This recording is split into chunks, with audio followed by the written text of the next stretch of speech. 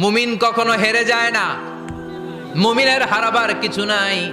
মুমিনের জীবনে যদি আনন্দ আসে, মুমিন শুকরিয়া করে, শুকরিয়া করলে সওয়াব আছে না নাই?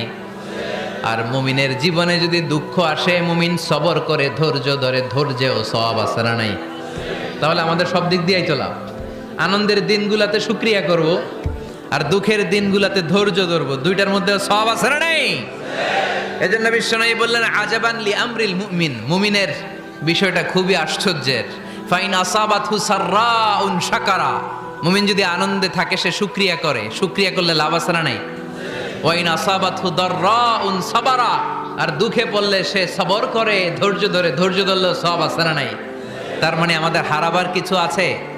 মাঝে মাঝে আল্লাহ আমাদেরকে দুঃখ কষ্ট দিয়ে পরীক্ষা করতে চান, এগুলো আমাদের জন্য খারাপ নয়।